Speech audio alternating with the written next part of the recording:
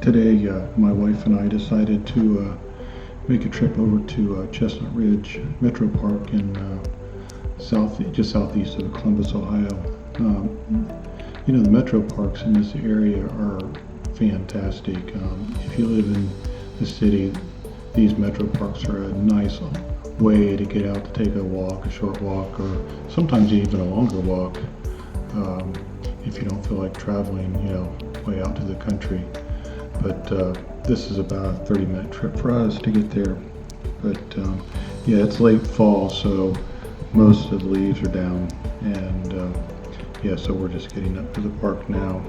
But each season brings something a little bit different to these parks, and every time we come here, it just looks a little bit different. As you can see, most of the leaves are down. So what's nice about that is you can now see out a little bit further, and sometimes you can see the wildlife, and you'll see up ahead that we did run into a little bit. But yeah, so today we went on just a short hike, but it was a couple miles.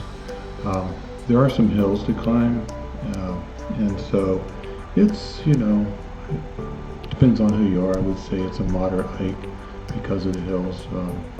I don't find it too difficult, but it is nice.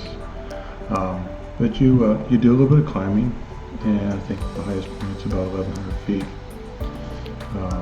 Yeah, it's quite beautiful, and you have a nice variety of woods and meadows in this area. So just a little bit of history on the park. They used some of the sandstone from the area to help build the Erie Canal, which is close by. As you can see now, there's a few of the deer. I kind of zoomed in just so you could get a better idea. They were looking at us. They were making sure that we weren't going to do anything silly. And then as soon as we started walking, they took off. So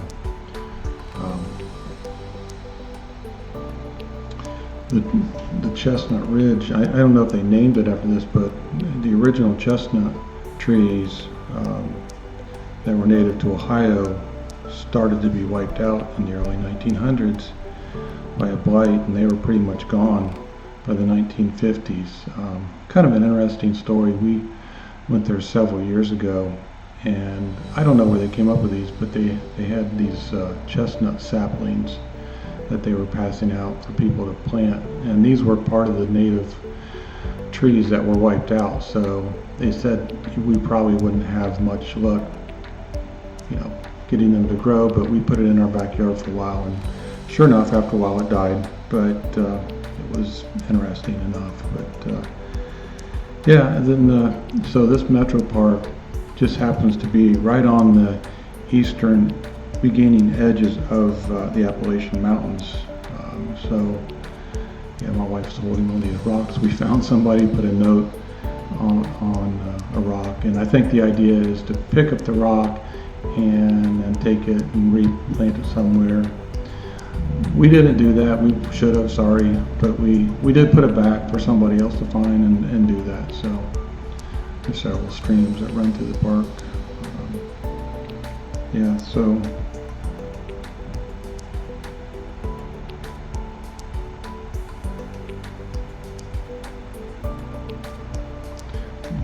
now we're into kind of the back part of the park, or the meadow area. This actually isn't totally the back part of the park, but it is the back part of the hiking trail for people that do walking and running.